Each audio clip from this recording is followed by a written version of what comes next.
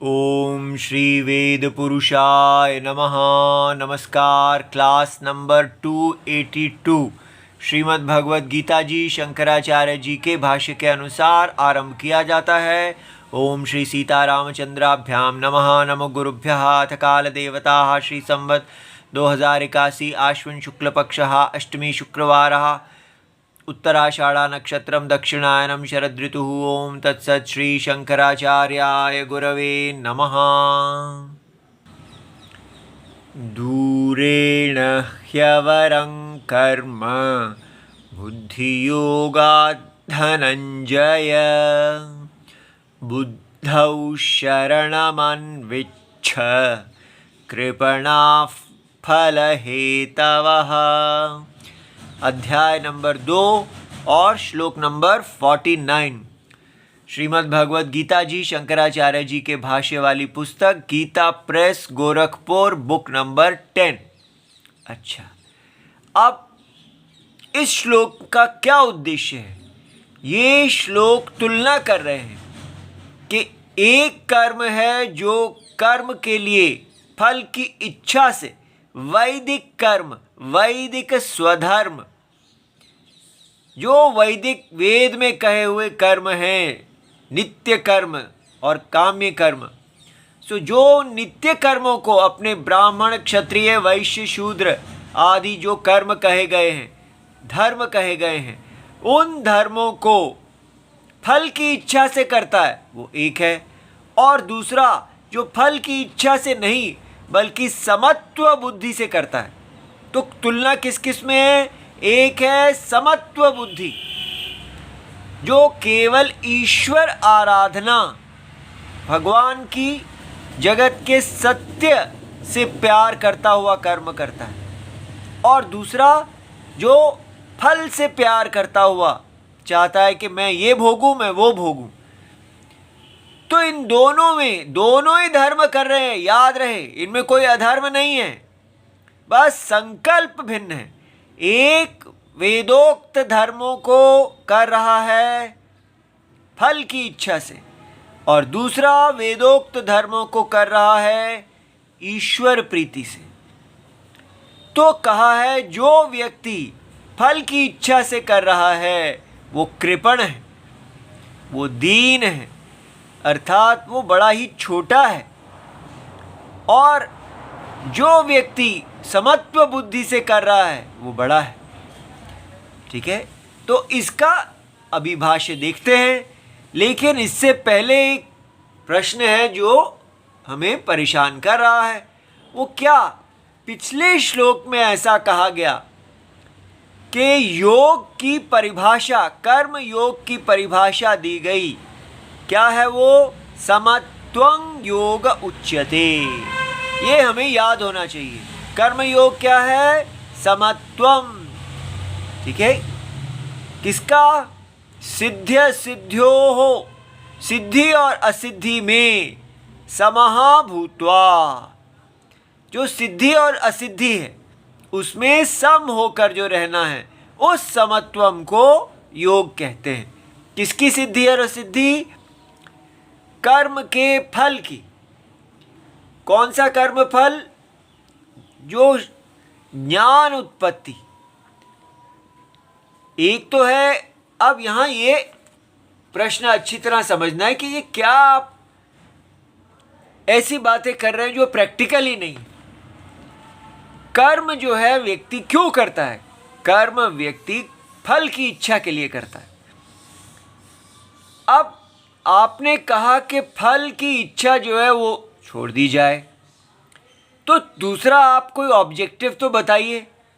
अगर आप कहते हैं कि हाँ, हम आपका ऑब्जेक्टिव, आपका उद्देश्य है कि आप कर्म की फल की इच्छा छोड़ दें, किंतु आप अनंत की इच्छा करें। ठीक है, अनंत की इच्छा जो है, और वो कैसे प्राप्त होती है? अनंत की इच्छा आपकी अंतःकरण, जो आपका विचार करने का साधन है, अंतःकरण जो है वो इतना चंचल है, उसके अंदर इतना मल पाप है, उसको शुद्ध करना, ताकि वो एकदम स्थिर हो जाए। और कैसा हो जाए? जैसा स्थिर साक्षात साक्षी है। साक्षी भगवान नारायण जो हैं वो पूर्ण स्थिर हैं। तो हमारा अंतःकरण क्योंकि विषयमुखी है, अगर वो अंतर ब्रह्म मुखी हो जाए तो वो अंतर ब्रह्म में ही लीन हो जाता है। ऐसा लीन हुआ हुआ जो अंतःकरण है, जो स्थिर है, जो भगवान नारायण से अनन्य है, जिसमें कोई अन्यता ही नहीं है, ऐसा अंतःकरण कर्म को जब हम कर्म योग से जीतेंगे, ये जो जीत है इसको सिद्धि कहते हैं। कि आपने ऐसा अंतःकरण जीत लिया या नहीं जीत लिया। असिद्धि माने अभी भी अंतःकरण में चंचलता है। तो यहाँ कहा जा रहा है कि ये जो कर्म फल से आपने लोकों का फल तो छोड़ दिया, लेकिन अगर आपने अपने अंतःकरण की सिद्धि रूपी फल को पकड़ लिया कि मुझे लोक तो नहीं चाहिए, लेकिन मुझे अपने अंतःकरण की शांति सिद्धि चाहिए, उसकी योग्यता चाहिए, वो मैं कर्म फल से आशा रखता हूँ, तो ये भी कर्म योग नहीं है, ये भी समत्वम नहीं है।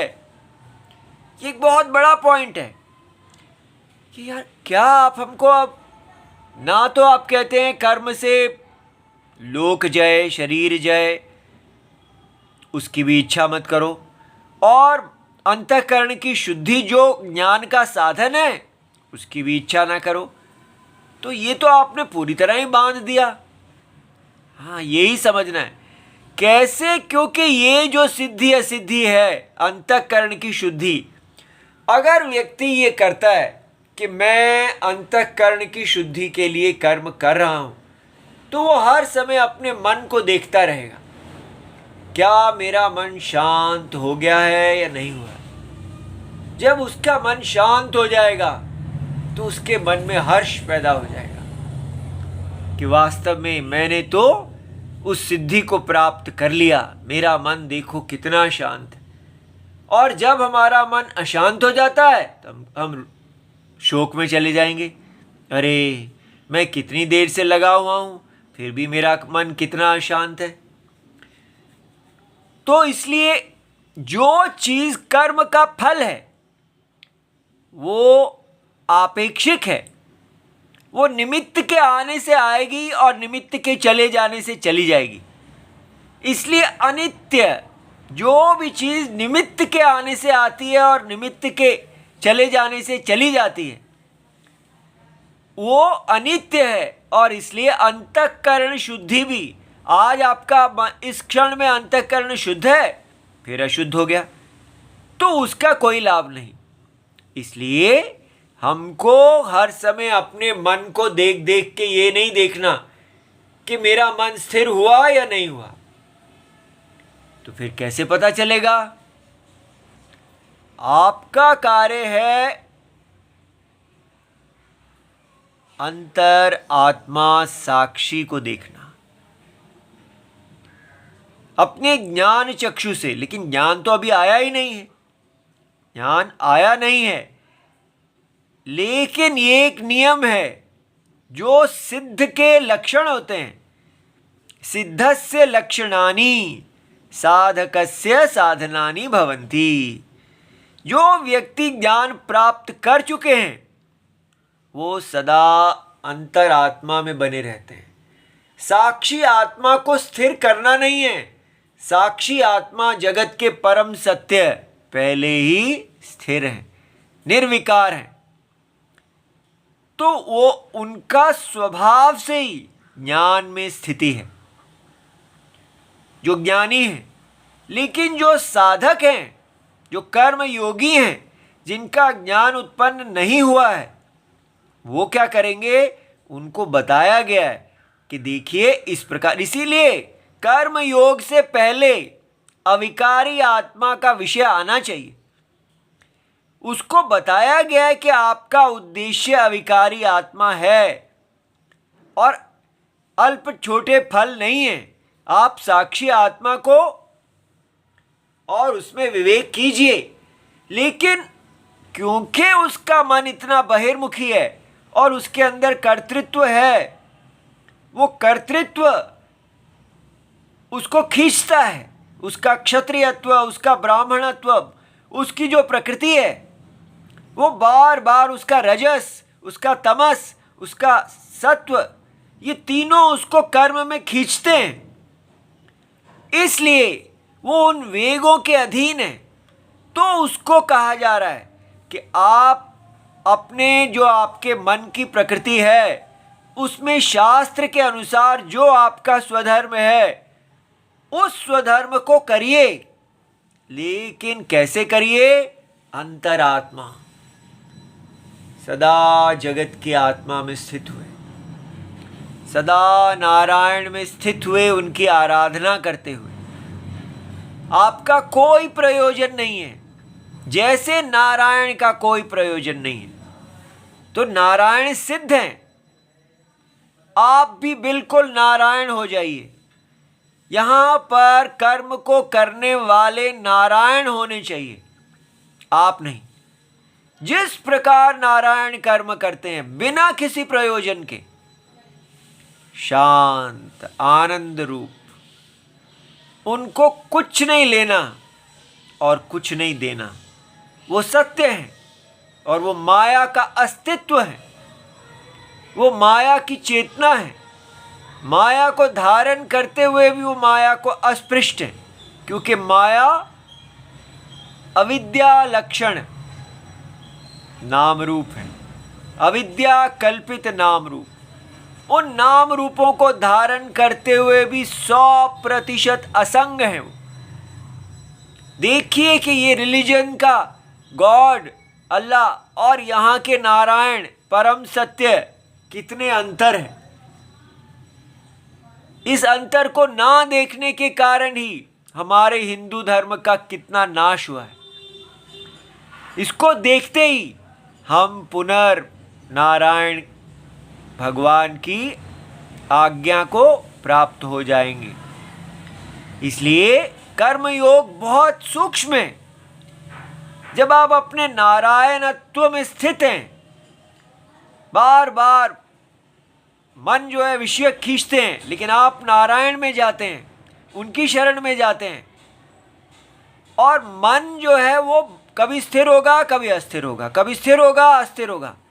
उसको आपने नहीं देखना, आपने नारायण में रहते हुए वो कार्य करना है जो नारायण करते हैं। मन को देखना ही नहीं है, मन से नहीं पूछना प्यारे मन इस समय आप क्या चाहते हैं, आप शांत हैं या नहीं हैं। जैसे एक माता जी हैं, वो बच्चे को नहलाने के लिए जाती हैं तो बच्चे ऐसा शोर मचाते हैं जैसे कि माता जी नहीं, कोई बड़ी खतरनाक कोई है, जो वो ऐसा शोर मचाते हैं, नहीं नहीं ये नहीं वो नहीं, लेकिन माता जी उनकी तरफ ध्यान ही नहीं देती। एक क्षण में उनके कपड़े उतर जाते हैं, दूसरे क्षण में उनके ऊपर पानी गिरता है, तीसरे क्षण में साबुन लगता है और वो बच्चे बोलते रहते हैं, और चौथे पांचवें क्षण में वो स्नान करके बाहर आ जाते हैं और फिर अंत में वो खुश हो जाते हैं। उसी प्रकार आपको अपने ही शरीर का, अपने मन का माताजी बन जाना है, हितैषी। बस प्रिय अप्रिय को देखना ही नहीं, केवल कर्तव्य। वो मन कितना भी शोर मचाए, और अगर नहीं शोर मचा रहा तो भी, मचा रहा है तो भी, और इसमें बस केवल धर्म देखना है, ये मेरा धर्म है, स्वधर्म, कोई फल नहीं। इस प्रकार जैसे भगवान इस पूरे जगत को धारण किए हुए हैं, भगवान का समत्वम जिस हेतु से है वही हेतु आपका होना चाहिए, हमारा होना चाहिए। तो समत्वम क्या है इसको समझना जरूरी है। इसलिए ऐसा करने से मैनेजमेंट कॉलेज वाला समत्व यहाँ नहीं चलेगा। मैनेजमेंट कॉलेज वाला समत्व है कि अपने मन के अंदर आप डाल लीजिए कि अगर आपने अपने मन को गिराया, आप में हर्ष या शोक आया, तो फिर आप कोल्ड ब्लडेड, केवल प्रोफेशनल नहीं रह पाएंगे। आप में भावना आ जाएगी, भावना आई तो आप अपने गोल से गिर जाएंगे। यहाँ कोई गोल ही नहीं है। क्यों नहीं है? क्योंकि सत्य का असत्य के साथ कोई गोल नहीं है। सत्य पूर्ण है। हमारे मैनेजर साहब पूर्ण नहीं है, अपूर्ण है। पूर्ण होने के लिए वो समत्व बना रहे हैं। याद रहे, यहाँ पर ये हमारी भगवत गीता हमको पहले ही पूर्ण बना देती है। भगवान नारायण की शरण से ही हम पूर्ण हो जाते हैं। इतना मीठा, इतना अच्छा लगता है। इसलिए कर्म योग ही इतना अच्छा है। व्यक्ति इतना वीर, इतना बहादुर हो जाता है क्योंकि उसको वो पूर्ण हो गया। उसमें सारे नारायण के गुण आ जाते हैं। वो अमर हो जाता है। उसको किसी चीज का भय नहीं है। वो केवल स्वधर्म परायण हो जाता है। ये मिट्टी इतनी कमाल की है भारत भूमि, इसका कर्म योग जो अभी ज्ञान योग से पीछे है, वो ही इतना महान है। इसलिए इसको देखिए हमने क्या खोया है और क्या पकड़ा है। तो इसलिए कर्म योगी बनना माने भक्ति। आजकल की मॉडर्न भक्ति है कि बस भगवान से प्यार ही करे चले जा रहे हैं, लेकिन करते क्या है? वही बाजार में बिजनेस। स्वधर्म नहीं करते, प्यार करते हैं। वो किस काम का प्यार? वो तो मक्खन लगाना, उल्लू बनाने वाला प्यार है, भगवान को ठगने वाला प्यार है। लेकिन ये प्यार क्या है? अभेद। आप भगवान में घुल जाते हैं। जगत की आत्मा, भगवान की देह और आपकी देह एक है। ये आपकी देह का और भगवान की देह का विभाजन रहे ही ना। ये सब सीमाएं घुल जाएं, केवल अनंत नारायण को ही आप देखें।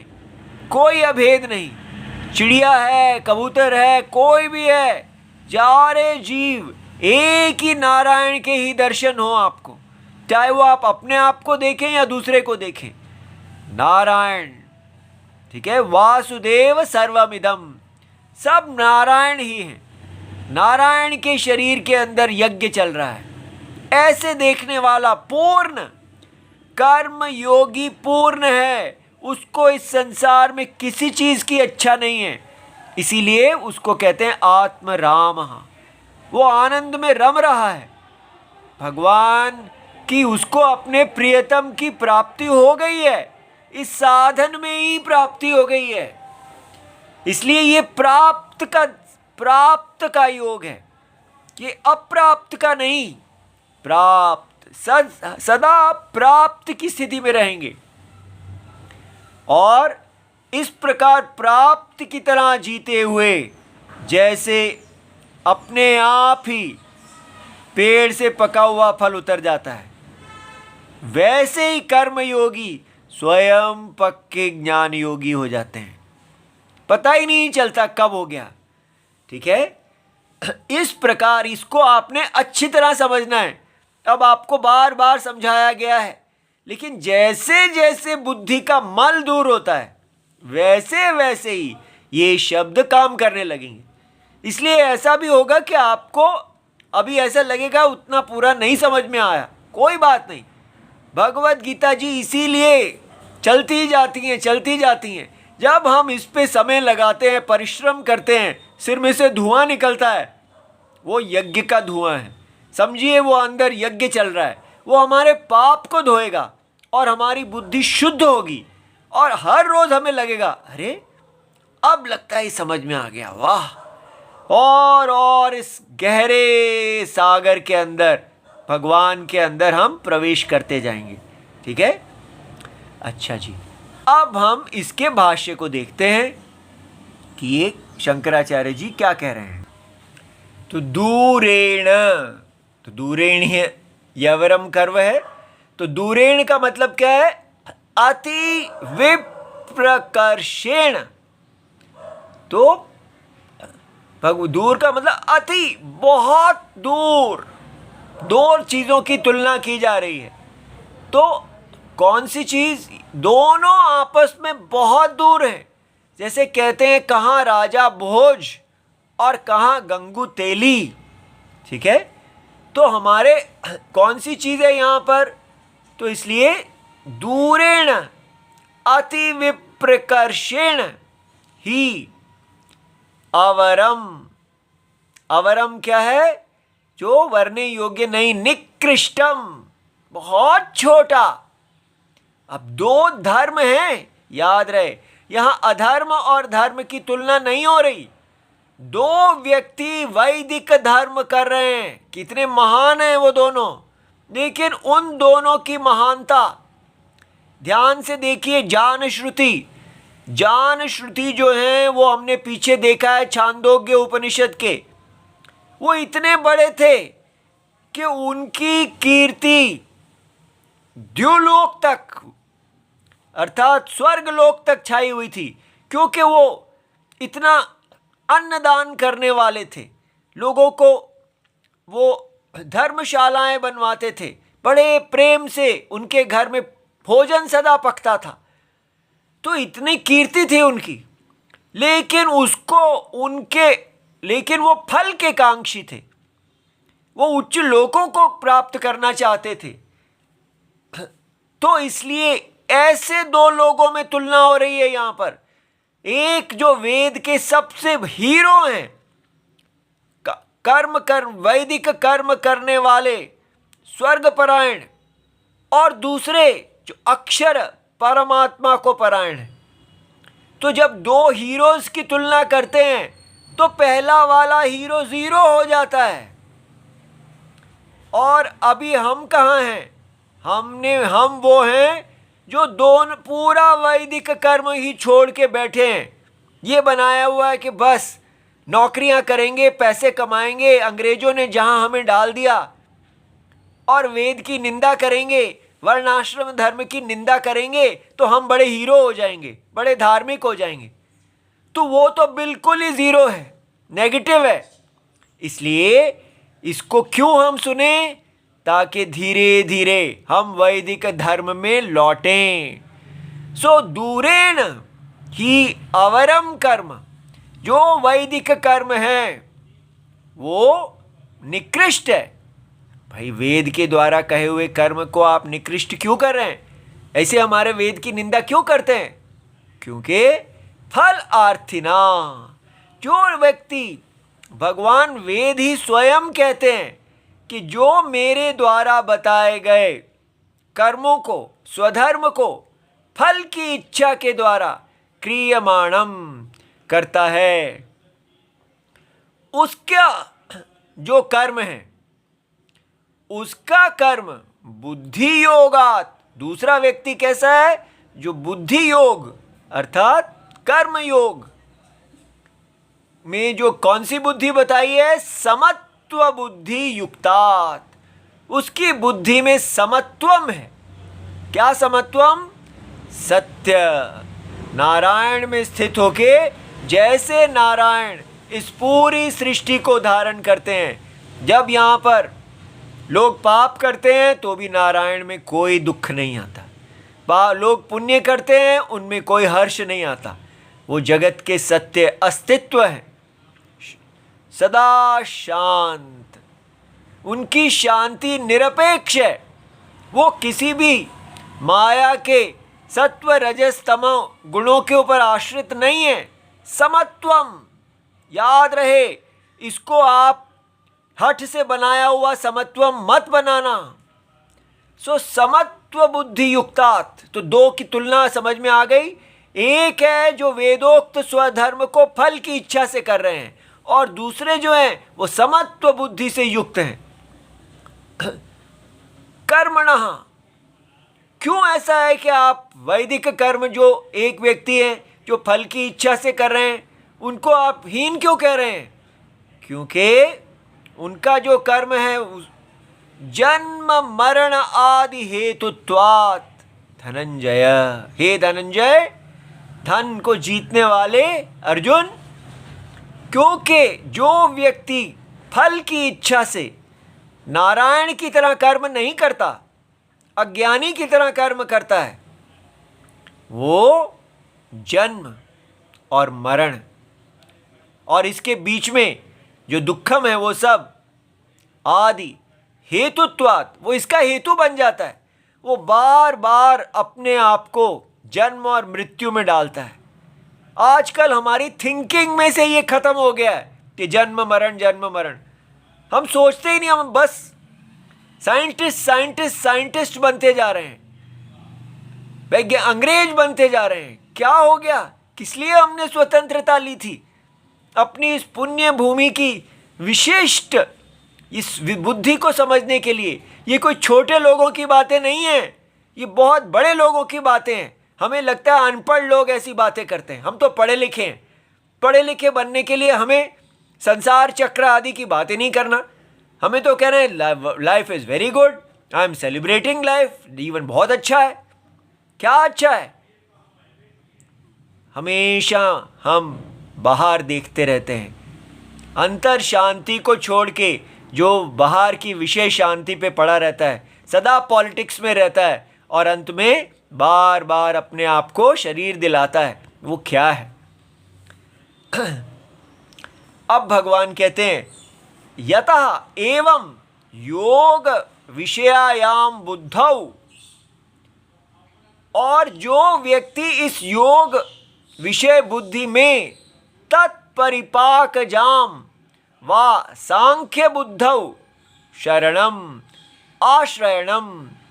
सो ये जो शरणम है माने उसकी शरण लेना इस बुद्धि की, तो ये दो शरणम है।